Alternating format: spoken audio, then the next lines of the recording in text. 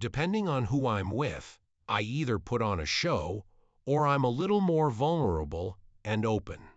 For 50 years, Catherine O'Hara made people laugh. Some of the most adored characters in television history were created by her. However, a woman with secrets that most others were unaware of was hidden beneath every joke. Doctors unintentionally found an uncommon medical disease.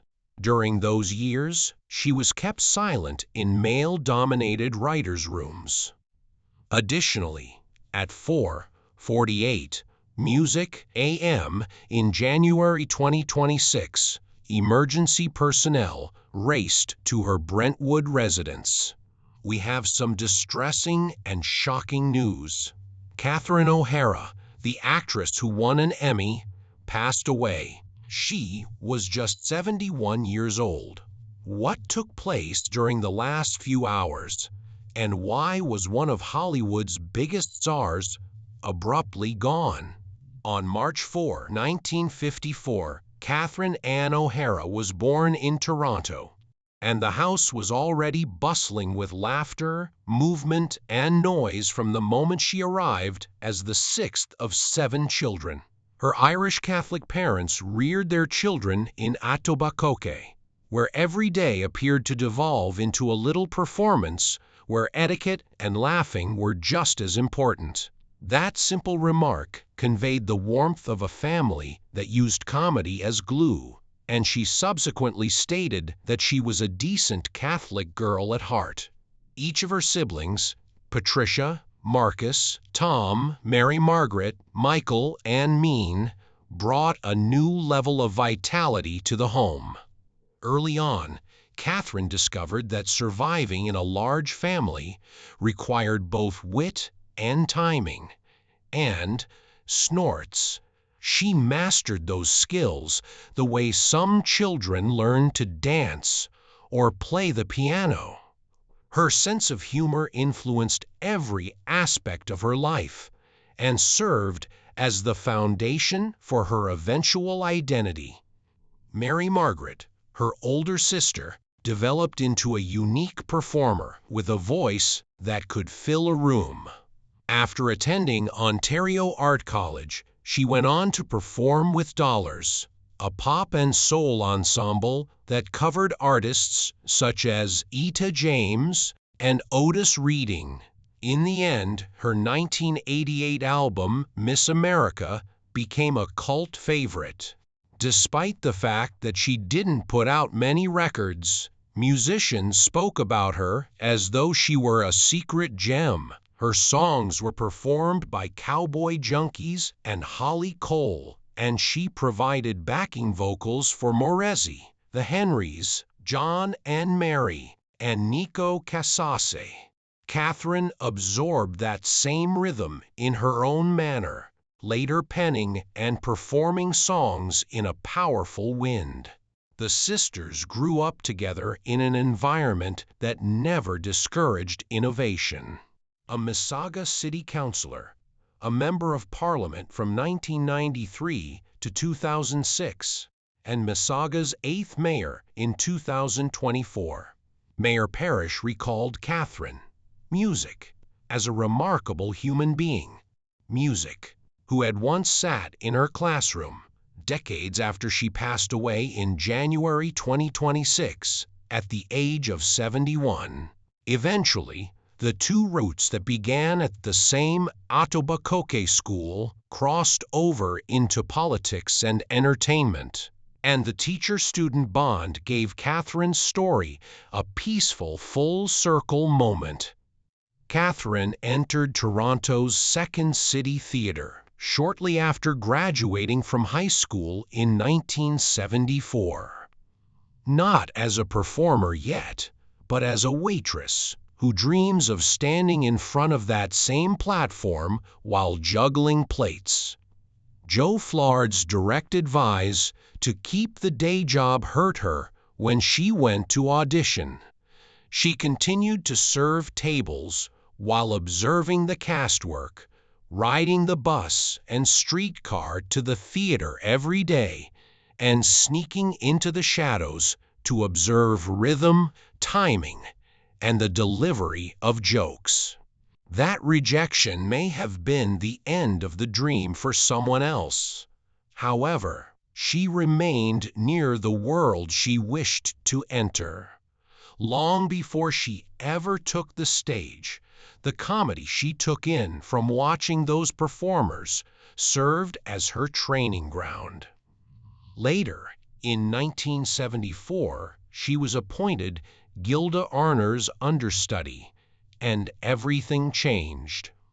She had no formal training and was only 20, yet she suddenly found herself preparing to replace a woman who was creating characters that would soon become iconic on Saturday Night Live.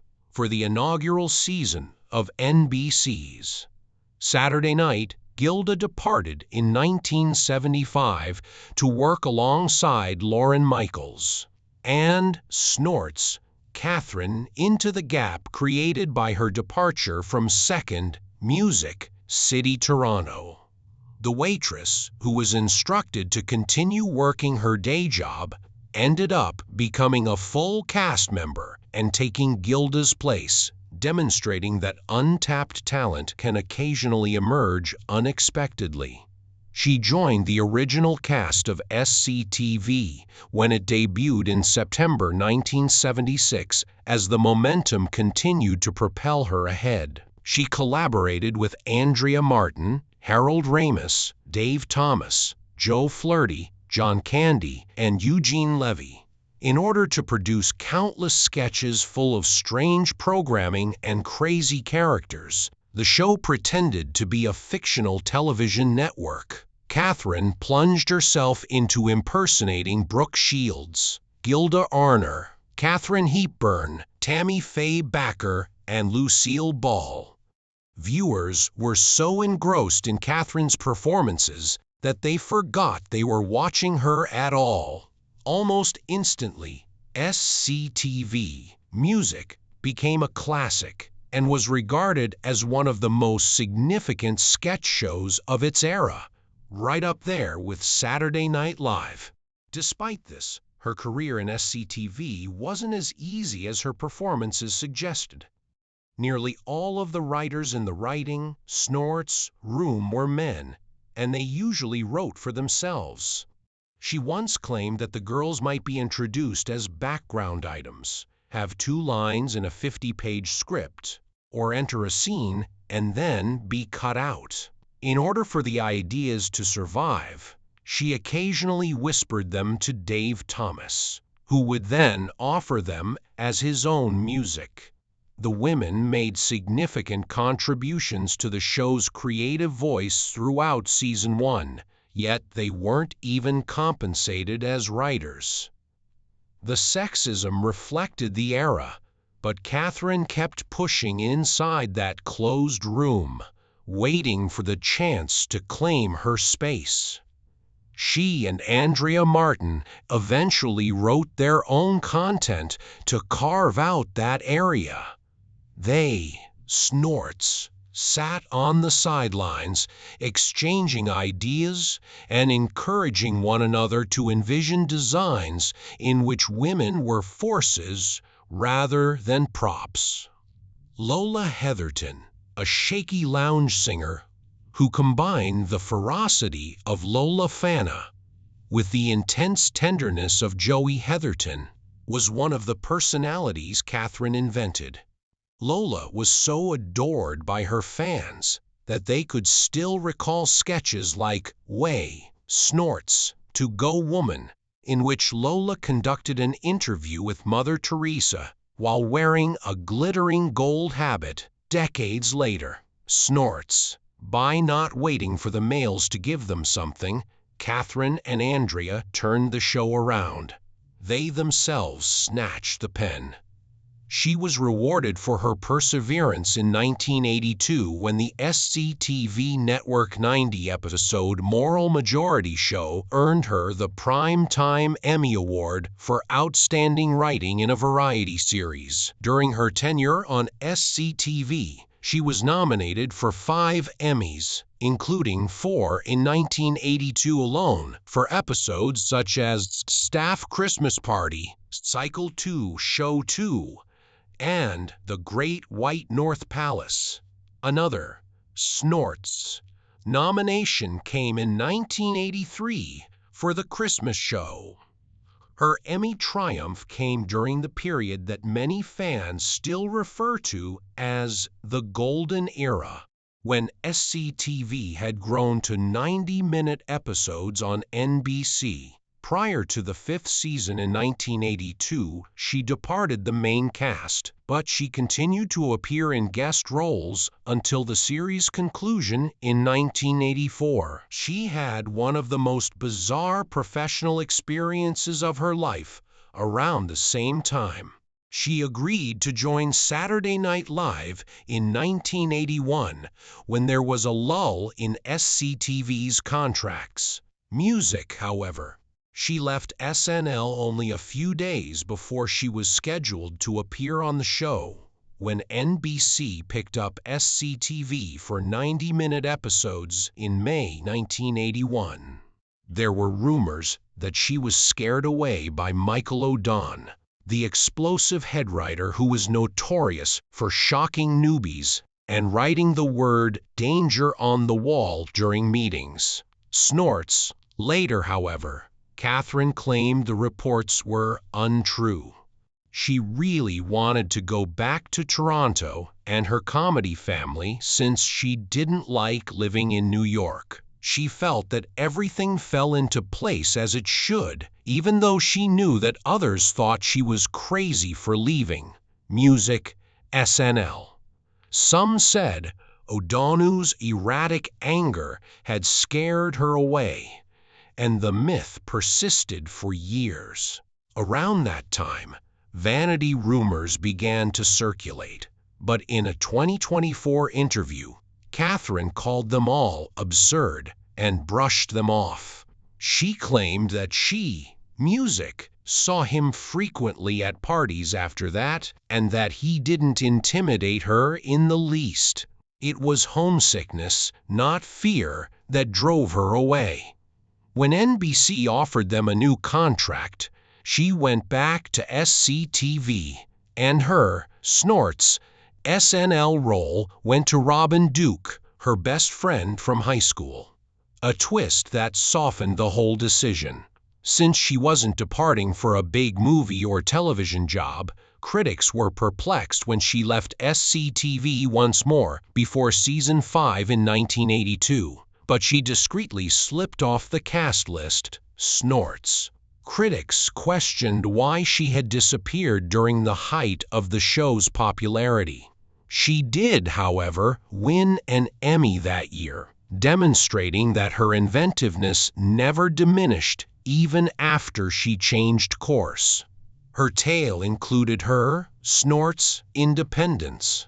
She demonstrated that loyalty, not ambition, was her driving force when she left SNL at a time that could have catapulted her into immediate American fame. She cherished her SCTV cast, her Toronto origins, and the family she had established there.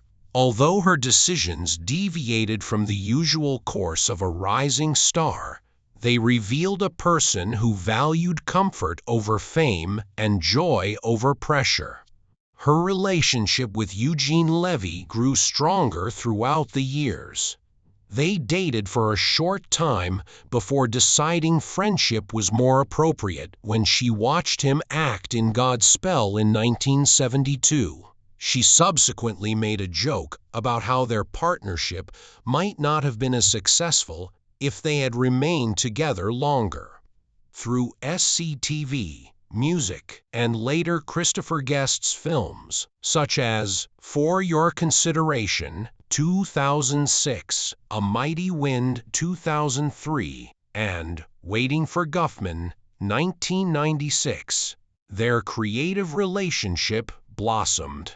Playing Moira and Johnny Rose in Schitt's Creek from 2015 to 2020 made their relationship famous. After decades of working together, The duo felt natural. Her casting as Dia Dietze in Beetlejuice in 1987 marked a sea change. That year, Snorts was produced, and the film came out in March 1988. Snorts Delea was an uptight New York artist whose dramatic moods filled the screen with both tension and hilarity. Catherine embraced the ridiculousness with such dedication that she was able to make an impression even in visually chaotic sequences. One of the most memorable scenes in the movie is the dinner party scene, where the guests dance and get music possessed. Catherine's timing and facial expressions helped ensure that this sequence will go down in movie history. She met production designer Bo Welch while Snorts filming in Los Angeles. He created the bizarre and fantastical universe of Beetlejuice, and on set, he and Catherine frequently found themselves conversing close to their lockers. Snorts, they had easy, laughing talks, but Bo never moved, leaving Catherine perplexed. She later claimed to have waited for him to ask her out. He then, Snorts, acknowledged that his hesitation was due to his belief that he was not meant to speak to actresses at all. Simultaneously, she wrote in her journal that she hoped he would ask, and that they would eventually get married. She eventually raged to Tim Burton about how Bo talked to her all the time but never asked her out when the movie relocated to Vermont for outdoor shooting. Burton grinned and promised to take care of it. Not long after, Bo came up to her and formally invited her. He inquired if she would want to attend the trade meet that the art department was attending. She said yes, and the outing, turned into their first date, even though she chuckled at how hesitant it sounded. It was lovely, modest, and just the start they needed.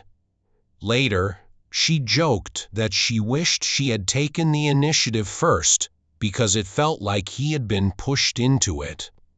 The invitation was straightforward, but there was a powerful connection that resulted. Their stay in Vermont was limited as production came to an end. Nevertheless, the bond grew rapidly. They were together by the time Beetlejuice was over, and their romance developed into something more. She decided to move from Toronto to Los Angeles for him shortly after, which was a big decision. Leaving behind the place where she had established her reputation to begin something new in a city that didn't yet seem like home was a life-altering decision. In remembrance of the time he had assisted in their union, Tim Burton gave them a private tour of the Vatican as a wedding gift when they were married in 1992. Following in their father's footsteps behind the scenes, their sons, Matthew, who came in 1994, and Luke, who joined in 1997, eventually made their way into construction and set design. Music. On April 25, 1992, Catherine O'Hara wed Bo Welch. From that point on, their lives flowed in unison with a kind of soft cadence that continued for over 3 decades, until her death in January 2026. In 1988, while he was the production designer and she was one of the stars in Beetlejuice, they had first laid eyes on one another on the set. Their link initially lingered in the background. Even O'Hara informed Tim Burton that although Bo continued to talk to her, he never made an attempt to ask her out. On their first day of filming at the house site, Bo, finally found the bravery after Burton grinned and nudged him during a break in the filming. That single moment opened a love story that stretched music across decades. In 1994, shortly after getting married, they spent $1.25 million on a house in Brentwood, a cozy 2,606 square foot home with 4 bedrooms, 4 bathrooms, and a life that seemed stable and complete as family memories gradually filled every nook and cranny. Tim Burton wanted to create a memorable wedding celebration that reflected his own sense of wonder. As a surprise, he gave them a private tour of the Vatican in Rome, which he had never forgotten as a gift to himself. Music, because the event unlocked doors that would otherwise be closed to the world. Catherine Snorts subsequently described it as magnificent and incredible. They were led into nearly mythological settings by a vivacious priest. He showed them rooms that are never seen by tourists. Additionally, he once took them in the same elevator that the Pope takes to get to Mass at St. Peter's Basilica. Gifts from all over the world are kept in glass, music cases inside a private museum. Under the lights, crowns, gems, and treasures from far-off nations appeared to gleam. Burton's gift also gave insight into his heart. He wanted the memories of their wedding, music, to last for many days. And they did, thanks to this gift. The scenes became increasingly strange as they proceeded through the tour. They were given permission by their priest guide to lift the holy items inside the glass cases containing the precious antiques. As though time had stopped for them, crowns lay in their palms. At one point, the priest, music, teased them like an old friend by pushing Bose's rucksack and making a joke about putting a crown inside. They eventually found themselves entering the Pope's private apartments, which are typically fully closed off. Nothing else compared to the recollection, music, which remained with them for years and resurfaced any time someone inquired about the most unusual present they had ever received. Catherine and Beau started a family when their jobs were expanding. In 1994, their first son, Matthew, was born, and in October of the same year, he was carried onto the red carpet at Tim Burton's exhibition before he was even able to walk.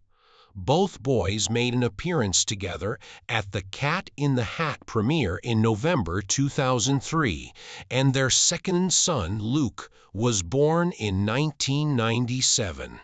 As the years passed, both sons discovered their passion behind the camera and decided to pursue set design and building over performance. The locations where their mother performed were shaped by their work on the Emmy-winning series Schitt's Creek. One son lost a reliable job in Los Angeles during the 2023 actors' strike, so he spent about a year and a half remodeling the family house. He learned how to build things that would last. And the same subdued pride that both parents had throughout their Hollywood careers was present in that piece, music. Despite their hectic schedules, Catherine and Beau were always able to strike a balance between business and family, providing their sons with a supportive environment regardless of the challenges facing the profession. Catherine found something nearly unimaginable more than 20 years ago when she went to the doctor for a routine TB screening before their youngest boy entered preschool. Her doctor discovered that every internal organ was inverted in a full mirror configuration, and that her heart was located on the right side of her chest, following an odd battery of EKG testing and an unexpected chest X-ray. She experienced dextrodia with situs inversus. Bo interrupted with a wry, well-timed joke.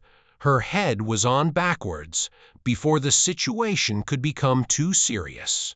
The shock was immediately lessened by his humor. Music, later, with the same warmth she brought to each chapter of her life. Catherine toasted to health and laughed about being a freak.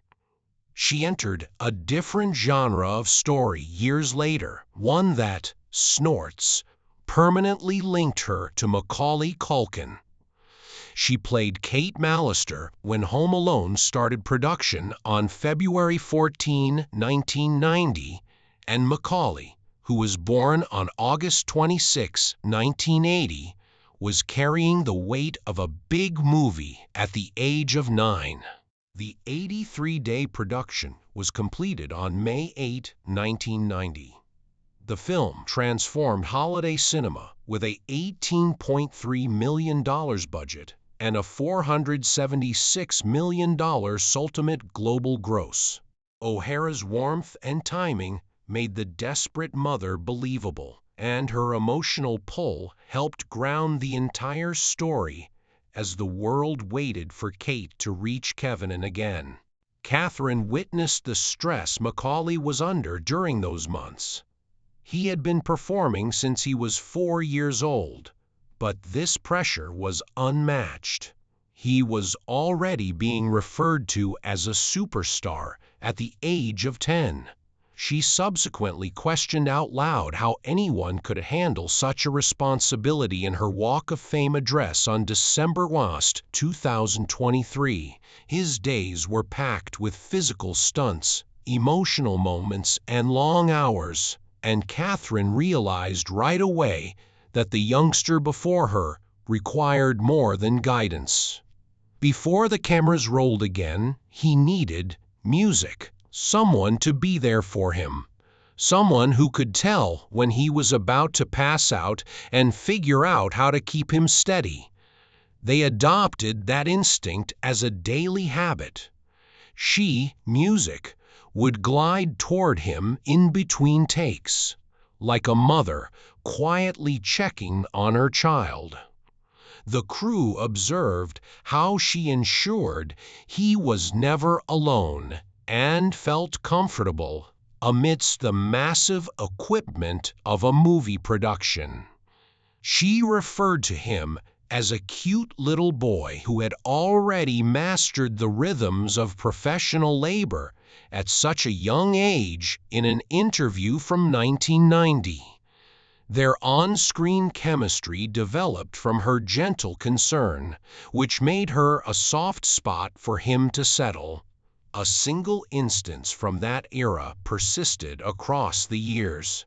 During a difficult emotional scene, Macaulay grew nervous. Someone remembered that Catherine, music, gradually drew him away as the pressure surrounding him increased. Whatever she said soothed him, even though no one could hear her.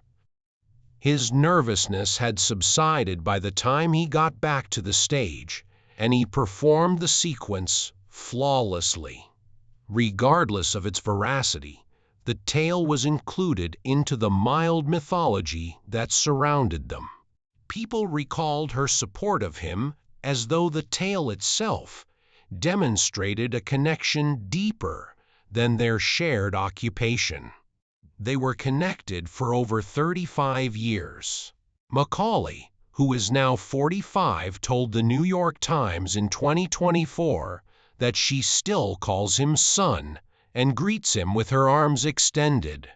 She talked about the kind, priceless music 10-year-old child she had worked with during his Walk of Popularity event on December 2023, and commended his sense of humor for surviving his early music popularity. Finally, she thanked him for allowing his fictitious mother to enjoy his achievement. He penned a devastating farewell to her after she passed away on January 30th, 2026 music at the age of 71, saying that he hoped they had more time together and that he would see her later. Her work with Christopher Guest established another legacy long before that. She entered a thorough outline but no script when she joined Waiting for Guffman in 1996.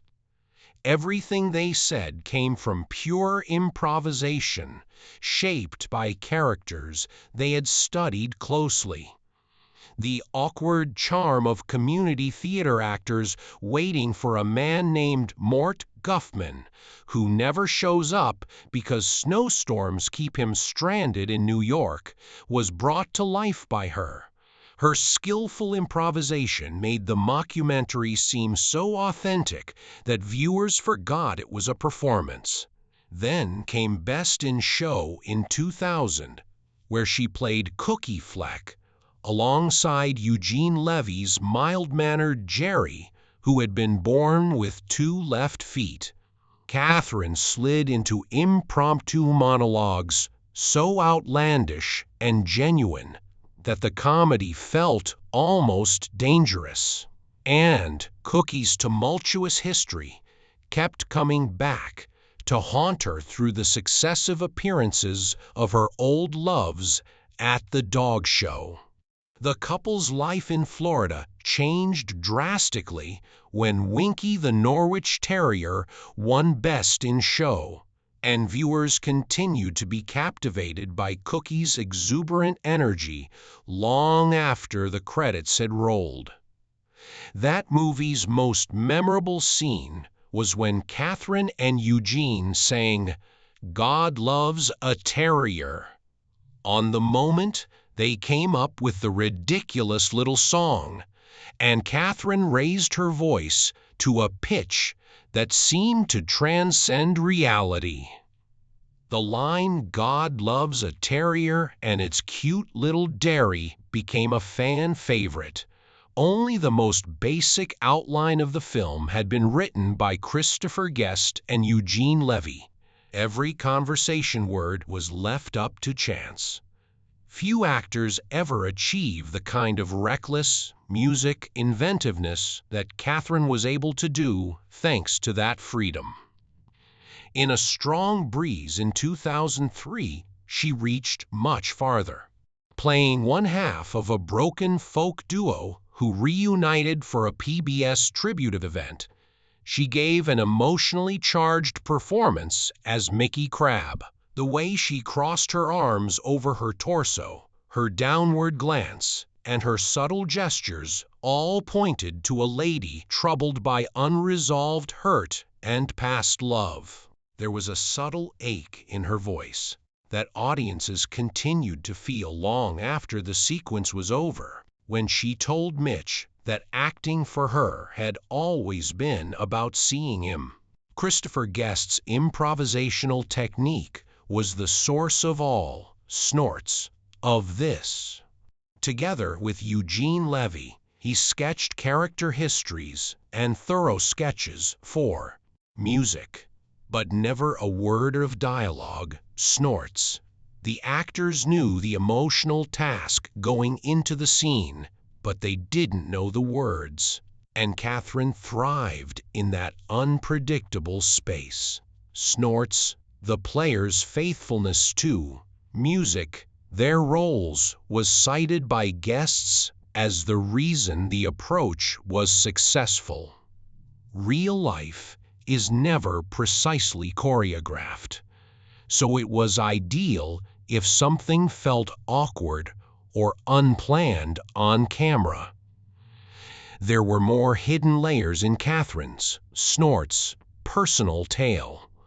Over 20 years ago, she had a routine test that revealed she had situs inversus with dextrocardia.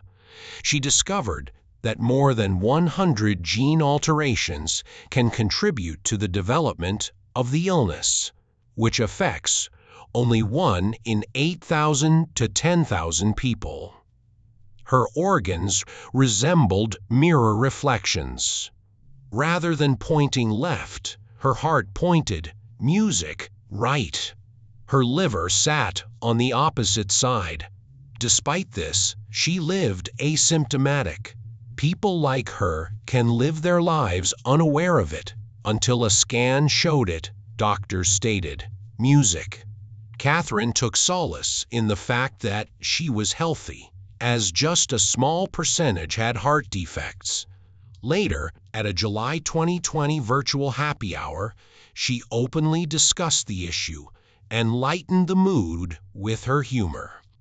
She said she felt fortunate to be alive and frequently reflected on aging by 2022 and 2024. She asked those approaching 70 what they would do with that gift of time and urged them to envision living at least 20 more years. Because Catherine molded Moira into a woman who demanded to be exceptional in her own right, she became iconic. Every scene's voice, demeanor, music, and dramatic tilt were all her creations. The wigs were inspired by a woman who would surprise guests by changing her hair at dinner parties and then re-entering the room. The Levies agreed when Catherine asked if she may wear various wigs while music was playing. The wigs soon became a part of the history of television.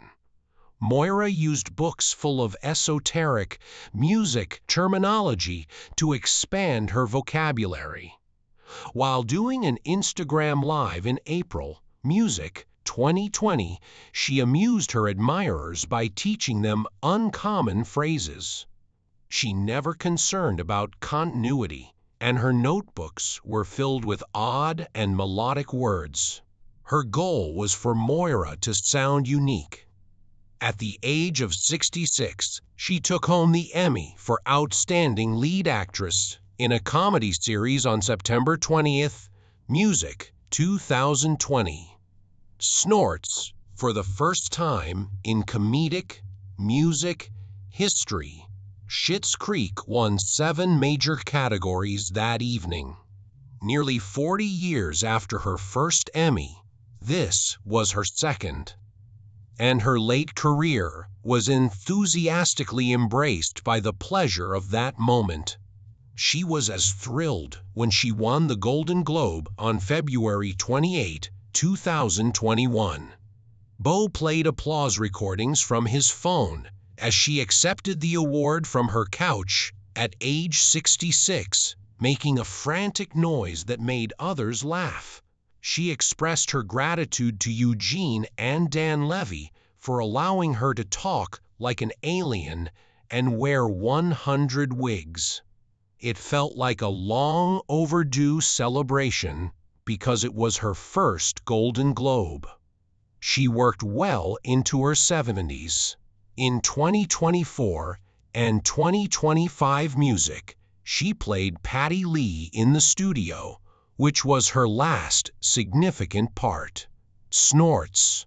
Her performance maintained her at the forefront of the business she had influenced for decades, and earned her nominations for both the Emmy and the Golden Globes. Music. In January 2026, she was getting ready for Season 2, Music, but she never made it to the set. Unaware of the severity of her condition, the crew discreetly modified sequences. When she started having trouble breathing, emergency personnel showed up at her Brentwood residence at 4:48 a.m. on January 30, 2026. After what her manager characterized as a brief sickness, she was sent to a nearby Los Angeles hospital and declared dead a few hours later. Everyone who knew her, including co-workers and admirers who had been following her work since the beginning, was taken aback by the news. In addition to her husband of over 30 years and their 2 boys, she left behind a legacy of characters that will continue to carry on her legacy for centuries to come. S.